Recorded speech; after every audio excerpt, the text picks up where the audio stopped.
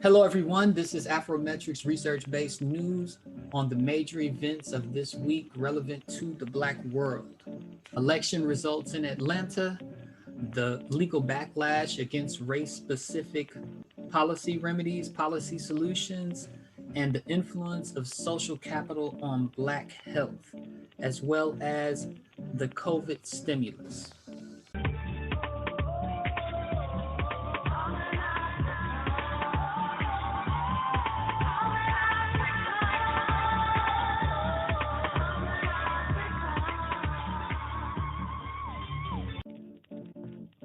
Does social capital influence African American health status?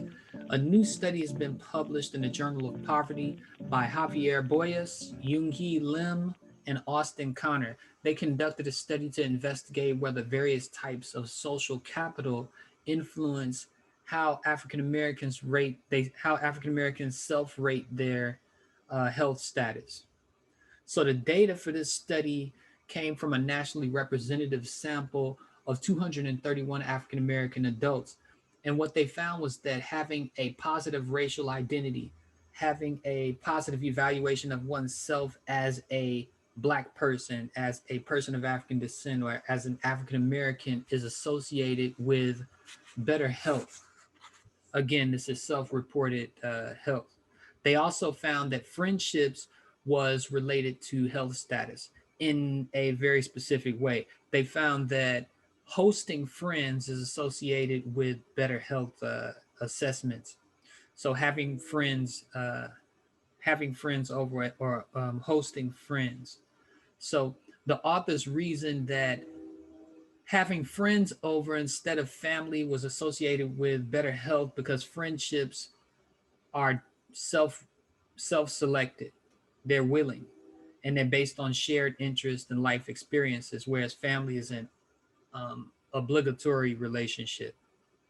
They also found that socioeconomic status factors like educational levels, being employed, and financial well-being are all associated with health status as well.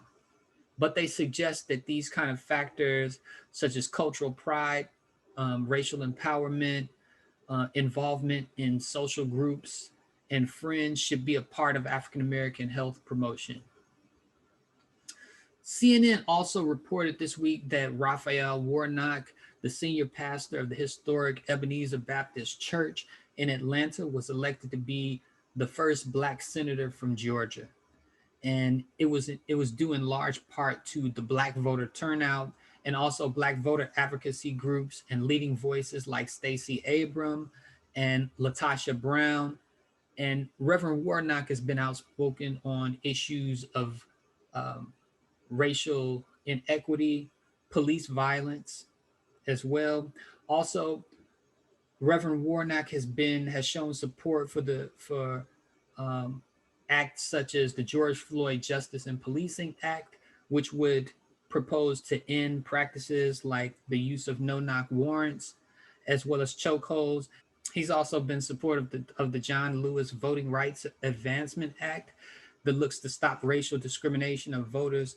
And many people are hopeful that he'll support moving these acts forward and moving them through the Congress.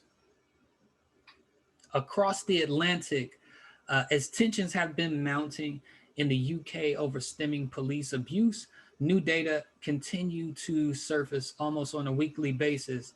Specifically, there's new data that came out of the Home Office, which reveals that less than 1% of senior level staff in UK police departments, police forces are Black, and approximately 3% of the UK actually identifies as Black African, Caribbean, or Black British.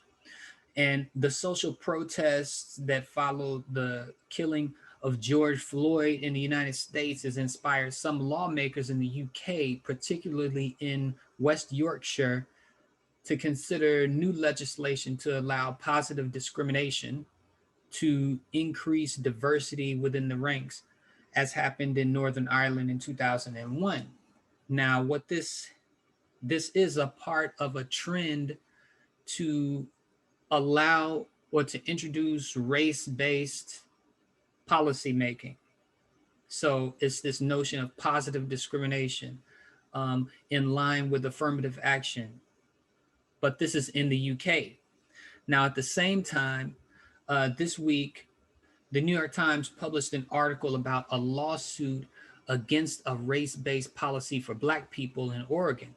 When lawmakers in Oregon became aware of how the coronavirus was disproportionately affecting Black people, and no doubt based on Black activists who helped make that awareness take off, they got together and they made a proposal that the state earmark $62 million of its $1.4 million in federal COVID relief money to provide grants to Black residents, for Black business owners and community organizers um, who are enduring the pandemic related hardships.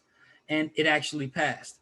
However, that money is now on hold because one Mexican American and two white business owners are suing the state on the basis that the fund for Black residents is discriminating against them.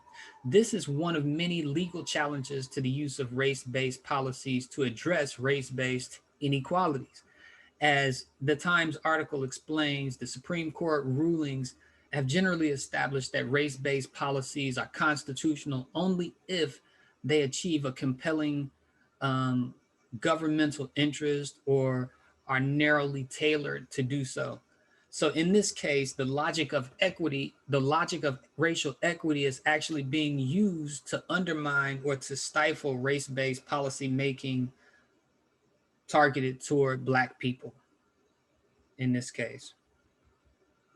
On another note, last week, or this week actually, Black Lives Matter responded to the proposed $600 coronavirus relief checks that were proposed by demanding monthly checks instead. And the reasons for this demand is connected to what the story we just discussed. The reasons for this demand is the fact that the lockdowns stemming from the pandemic have had a disproportionate effect on employment levels, Black unemployment levels in particular, Black business owners, many of which have had to close, as well as Black renters and their ability to maintain housing throughout the pandemic. Thank you, everybody. This has been an Afrometrics research based news podcast. You can visit us at afrometrics.org and see you all next week. Thank you.